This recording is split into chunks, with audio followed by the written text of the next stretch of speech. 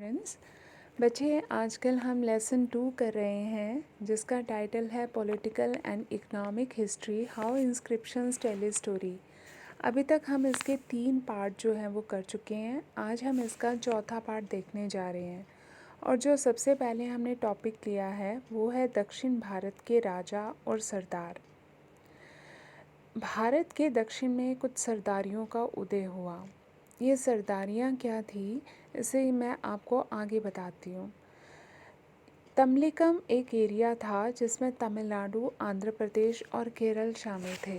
इसे हम मैप में देखते हैं। ये देखो सबसे नीचे साउथ इंडिया में केरल, पांडे और ये चोल्स दे रखा है।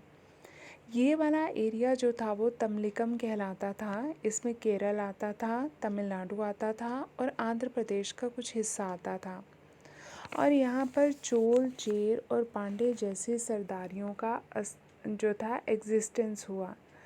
ये राज्य जो थे वो काफ़ी ज़्यादा समृद्ध थे, रिच थे और स्पेशली चोल्स तो बहुत ही पावरफुल थे और इन्होंने यहाँ काफ़ी सुंदर टेम्पल्स बनवाए थे जो कि आज भी हमें यहाँ पर साउथ इंडिया में देखने को मिलते हैं। अब हम देखते हैं कि सरदार और सरदारियाँ होती क्या थी। क्या था कि सरदार एक शक्तिशाली व्यक्ति होता था जिसका जो पोस्ट होती थी वो वंशानुगत होती थी। वंशानुगत का मतलब होता है कि अगर एक किसी का पिता सरदार है तो उसके बाद उसका पुत्र भी सरदार ही बनेगा और फिर उसके बाद उसका पुत्र भी सरदार बनेगा। इस तरीके से जो पोस्ट है वो हेरिडिटरी चलती जा रही है, ठीक है। और इसमें जो सरदार होता था उसके जो समर्थक होते थे यानी जो उसके सपोर्टर्स होते थे वो उसकी फैमिली मेम्बर्स ही हुआ करते थे। फिर आगे हम देखते हैं जो चीफ था यानी सरदार था उसकी ड्यूटीज़ क्या थी, वो क्या क्या काम करता था। सबसे पहले आता है अनुष्ठान का संचालन करना। अनुष्ठान का मतलब होता है हवन, पूजा पाठ करवाना। सेकंड था युद्ध का नेतृत्व करना, यानी कि अगर कोई लड़ाई हो जाती है तो उसमें अपनी लीडरशिप देना। तीसरा था लड़ाई झगड़े विवाद को सुलझाना। अगर किसी के उनके लोगों के बीच में आपस में झगड़े हो जाते हैं, कोई डिस्प्यूट हो जाता है तो उसको वो सॉर्ट आउट करते थे। और सरदार जो था अपने अधीन लोगों से यानी उसके अंडर जो भी लोग थे, गांव थे, उनसे वो गिफ्ट वगैरह लिया करता था। आपने एक पैसेज पीछे किया था कि पांडे सरदार जो था वो अपने लोगों से गिफ्ट ले रहा है ना। एक आपने क्वेश्चन मैंने आपको लर्न करने के लिए दिया था, उसमें हमने पढ़ा था कि पांडे सरदार को जो गांव के लोग थे वो हाथी दान दे रहे थे, उसे हिरन के बालों से बने पंखे दे रहे थे, वीट दे रहे थे, इलायची दे रहे थे, नारियल, आम, गन्ना, फल, सुपारी ये सब दे रहे थे, ठीक है। तो उसमें हमने ये देखा था कि लोग जो थे वो उसको बड़ी खुशी खुशी दे रहे थे क्योंकि वो पांडे चीफ जो था वो काफ़ी अपनी प्रजा के बीच में पॉपुलर था, लोग उसे बहुत पसंद करते थे, इसलिए वो हंसी खुशी अपनी मर्ज़ी से उसे दे रहे थे। जबकि हम एक और विलेज का एग्ज़ाम्पल हमने उसमें देखा था कि एक जो दोगुन गांव था, वहाँ के दंगुन गांव था, वहाँ के लोग भी गिफ्ट दे रहे थे, लेकिन वो जो थे अपने सरदार को जो गिफ्ट थे वो ज़बरदस्ती दे रहे थे। दे तो रहे थे लेकिन अनमने मन से जो थे वो दे रहे थे। यानी दंगुन गांव में जो भी चीफ आया था, जो भी सरदार था, लोग उससे इतने खुश नहीं थे, है ना। ये हमने एक एग्ज़ाम्पल, ये टेक्सचुअल क्वेश्चन 4th हमने किया था। तो ये पैसेज जो है वो काफ़ी इम्पॉर्टेंट है और उसमें से ये टॉपिक आ सकता है। तो आपकी बुक में बच्चे ये मटेरियल है नहीं है, इसलिए मैं इसे करवा रही हूँ। आप वीडियो पॉज करके इसको लिख लेना और इसको याद कर लेना क्योंकि इसमें से कुछ ना कुछ आ सकता है।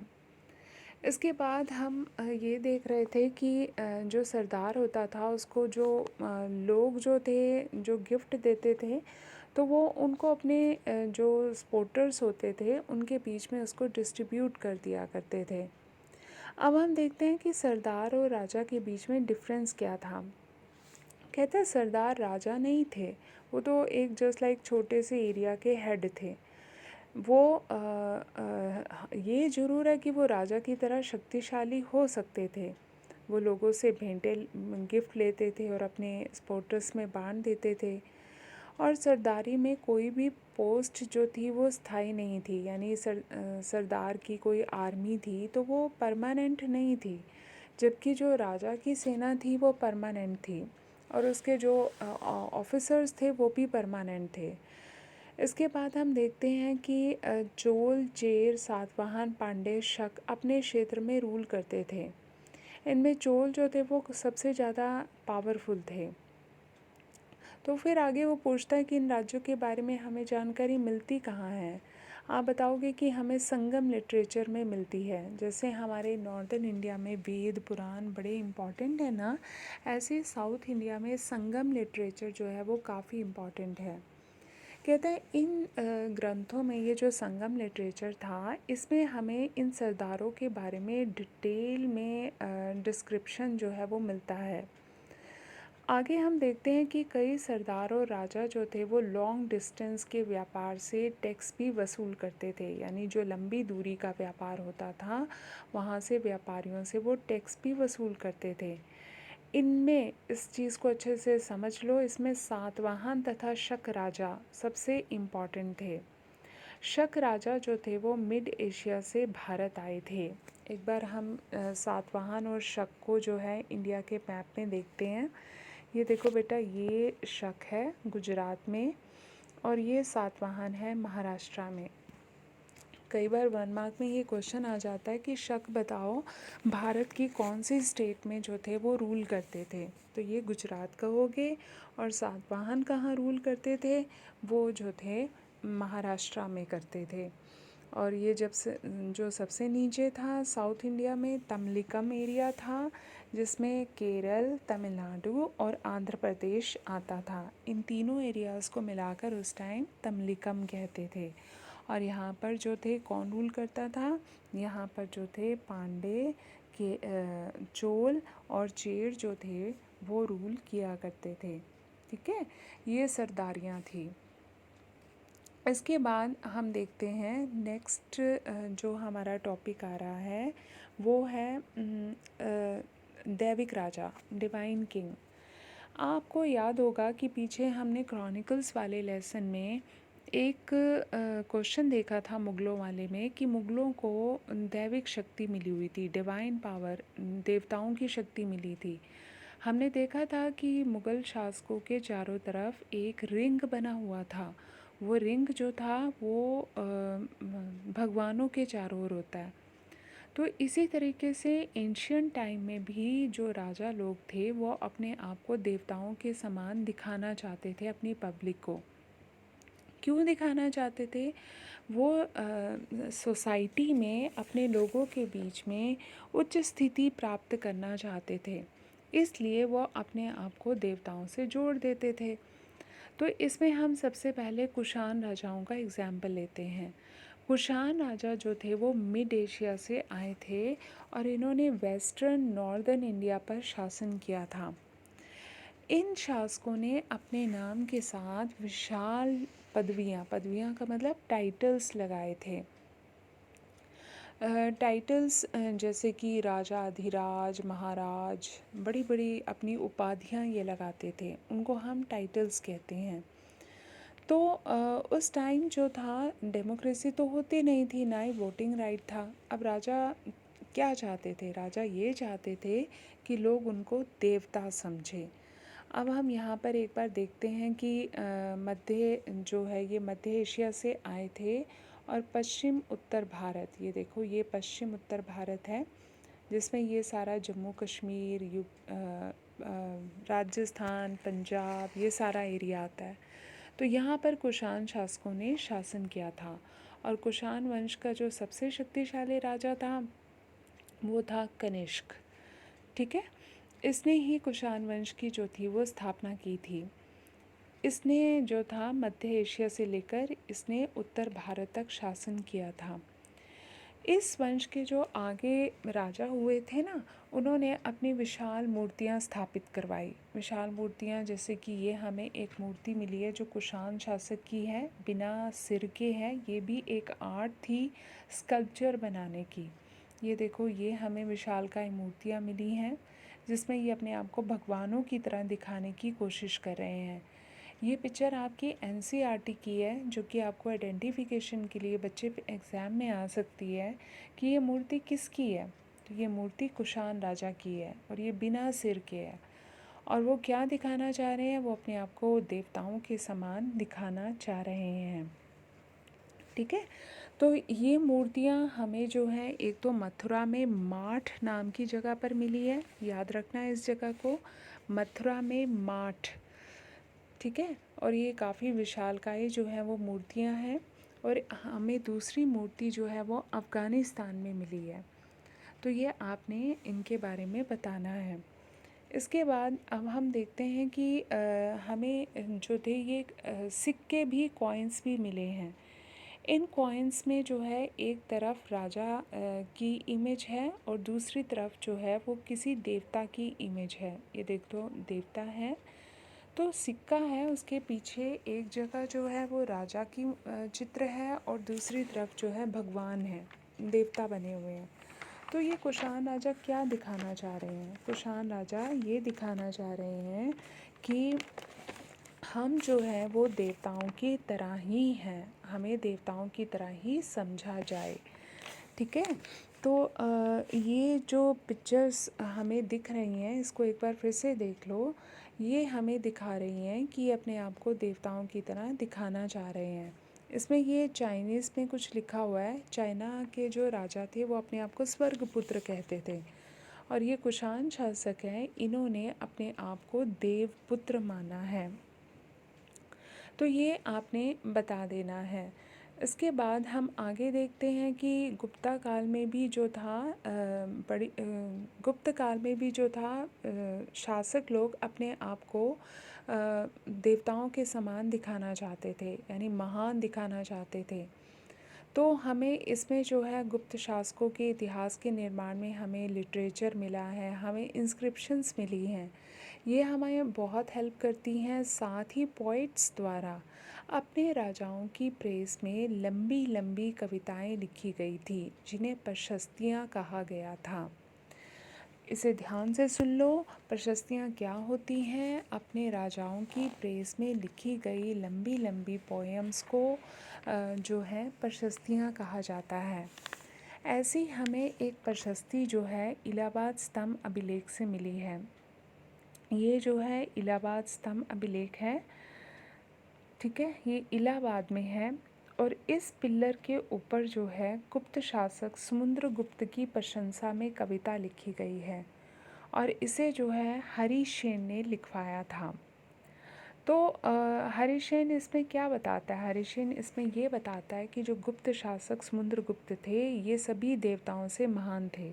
इनसे इंद्र, अग्नि, जितने भी देवता थे वो इनसे डरते थे। वैसे ये इसलिए कहा गया था क्योंकि समुद्रगुप्त जो था वो बहुत ही बहादुर राजा था और वो अपनी लाइफ टाइम में किसी भी राजा से पराजित नहीं हुआ था। उसने एक टाइम में 9 और 12 राजाओं को हराया था। तो वो काफ़ी ब्रेव था और उसको जो था भारत के नेपोलियन की भी टाइटल दिया जाता है। इसको ध्यान से सुन लो कि समुद्रगुप्त को भारत का नेपोलियन कहा जाता है, क्योंकि नेपोलियन फ्रांस का राजा था जो बहुत बहादुर था। तो इसकी कंपैरिजन जो है वो नेपोलियन से की गई है। वैसे तो देखो, ये प्रशस्तियाँ अपने बादशाह की, अपने राजा की काफ़ी ज़्यादा प्रेज़ करती हैं, जो कि हमें कल्पना से भी परे लगता है। हमें लगता ही नहीं है कि वो इस दुनिया के भी लोग थे। तो इसलिए ये थोड़ी-सी हमें सच्चाई से दूर ले जाती हैं। लेकिन ये भी नहीं है कि हम इनके ऊपर बिल्कुल ही भरोसा ना करें। तो भरोसा करें, लेकिन सोच समझ कर करें। ठीक है, अगला हमारा टॉपिक है चेंजेस इन एग्रीकल्चर, कृषि में परिवर्तन। देखो बेटा, 600 BCE से 600 CE के बीच में हमारी एग्रीकल्चर में काफ़ी ज़्यादा चेंजेस आए। सबसे पहला चेंज क्या था, प्रिविलेंस ऑफ प्लग्स, यानी कि हल का प्रयोग जो था वो शुरू हो गया। आपको मैं एक बार हल बता देती हूँ कि हल कैसा होता है। ये देखो, ये ऐसा हल होता है जिसे एनिमल्स खींचते हैं और ज़मीन जो है वो अपने आप जुतती चली जाती है। आजकल तो इसकी जगह ट्रैक्टर्स ने ले लिया है, लेकिन पुराने टाइम में जो थे हल होते थे, प्लग्स होते थे, जिनकी सहायता से जो था वो ज़मीन को जोता जाता था। ठीक है। अब इसमें क्या था कि पहले जो था हल का प्रयोग बहुत कम होता था, क्योंकि लोहे की इन्वेंशन नहीं हुई थी, लोहे की खोज नहीं हुई थी। लेकिन अब जो था लोहे की खोज हो गई, जिसके कारण ज़मीन जो थी वो गहराई तक खोदी जाने लग गई, जिसके कारण जो था वो अब एग्रीकल्चर में काफ़ी ज़्यादा प्रोग्रेस हुई थी। ठीक है। और गंगा की घाटी में धान की रोपाई से उपज में भी बहुत वृद्धि हुई थी, भले ही इसके लिए किसानों को बहुत ज़बरदस्त मेहनत करनी पड़ी थी। आपको मैं एक बार ये नॉर्दर्न इंडिया दिखा देती हूँ। ये नॉर्दर्न इंडिया है, जहाँ पर ये सारे जो हैं टाउन्स हैं, ये एरिया नॉर्दर्न इंडिया कहलाता है। यहाँ की ज़मीन आप सभी को पता है कि बहुत फर्टाइल है। तो यहाँ पर जब हल्का प्रचलन शुरू हो गया तो ज़मीन जो थी वो बहुत अच्छे से खोदी जा सकती थी और उसमें प्लांट्स लगाए जा सकते थे। तो इस वजह से एग्रीकल्चर प्रोडक्शन में बहुत ज़्यादा इंक्रीज़ हुआ, और साथ में ही जो धान की रोपाई थी उससे भी उपज में भारी वृद्धि हुई। नेक्स्ट है कुदाल का प्रयोग। कुदाल का प्रयोग कहाँ होता था? कुदाल का प्रयोग जो था ये भी राजस्थान के जो ड्राई सेमी एरिड एरिया थे, यानी जहाँ पर बारिश कम होती है, वहाँ पर जो था, ये राजस्थान है, यहाँ पर जो था इसका इस्तेमाल होता था। ठीक है। और पंजाब तथा जो हरियाणा था, राजस्थान का जो सेमी एरिड एरिया था, यहाँ के लोहे के फाल वाले हल का प्रयोग 20th सेंचुरी में हुआ था। जो किसान उपमहाद्वीप के पूर्वोत्तर की तरफ रहते थे, यानी ये ईस्टर्न स्टेट्स में रहते थे, ठीक है, यहाँ पर जो था लोहे के ये इसके खेती के लिए जो था कुदाल का प्रयोग किया गया, क्योंकि ये सारा एरिया जो है वो पहाड़ों से और इससे पेड़ों से, जंगलों से ढका हुआ था। तो इसलिए यहाँ पर जंगलों को, पेड़ों को काटना आसान नहीं था, इसीलिए यहाँ पर जो था प्लग का प्रयोग किया गया था। ठीक है। तीसरा हमारा टॉपिक आएगा कृत्रिम सिंचाई, यानी तीसरा मेथड क्या था एग्रीकल्चर को बढ़ाने के लिए, वो था आर्टिफिशियल मेथड्स। देखो, आप सभी को पता है कि सिंचाई करने के लिए नहरों का प्रयोग किया जाता है ना। तो नहरें और नदियाँ जो हैं वो पहाड़ों से निकलती हैं और वो अपने आप निकल रही हैं, जबकि जो नहरें हैं वो पहाड़ों से निकलती हैं। तो इन सब का जो था नहरें जो हैं, सॉरी, नदियों से निकाली जाती हैं। तो इरिगेशन के लिए जो था इन आर्टिफिशियल मेथड्स का भी प्रयोग किया जा रहा था। और उस टाइम विलेजेस में जो था इसके लिए नहरें जो थी वो कौन बनवाता था? या तो किसान मिलकर बनाते थे, या जो काफ़ी गांव का जो सबसे रिच व्यक्ति होता था ना, वो इनका निर्माण करवाता था। इसके अलावा ट्यूबवेल, सॉरी, वेल्स होते थे, ट्यूबवेल्स तो नहीं होते थे उस टाइम 6th सेंचुरी BC में। तो वेल्स होते थे, कुएं होते थे, तालाब, नहरें, इन सब का प्रयोग जो था वो एग्रीकल्चर के लिए किया जाता था। इसके बाद हम देखते हैं कि जो ये कृषि के जो नए तौर तरीके यूज़ किए जा रहे थे, इससे क्या चेंजेस आए थे? आप बताओगे कि जिनके पास तो ज़मीन बहुत ज़्यादा थी और काफ़ी फर्टाइल थी, तो नेचुरली वो उन्होंने रिच होना ही था। तो और इसके अलावा कुछ किसान ऐसे थे जिनके पास ज़मीनें थी ही नहीं, तो वो गरीब के गरीब रह गए। तो जिसके कारण गांव में, विलेजेस में जो था रिच और पुअर का डिफरेंस जो था वो बढ़ता चला गया। और इन रिच और पुअर ये जो डिफरेंस है हमें संगम साहित्य में देखने को मिलता है। ठीक है। इसके अलावा आपने बताना है कि यहाँ पर जो छोटे किसान और लैंडलॉर्ड्स थे, उनके लिए गृहपति शब्द का भी जो था वो प्रयोग किया जा रहा था। ठीक है, तो ये हमारे कृषि में जो थे वो चेंजेस आए थे और जिसके कारण प्रोडक्शन जो था वो काफ़ी अधिक बढ़ गया था। होप कि आपको ये आज के टॉपिक्स अच्छे से समझ में आ गए होंगे। फिर भी कोई प्रॉब्लम हो तो पूछ लेना बेटा। Have a nice day, God bless.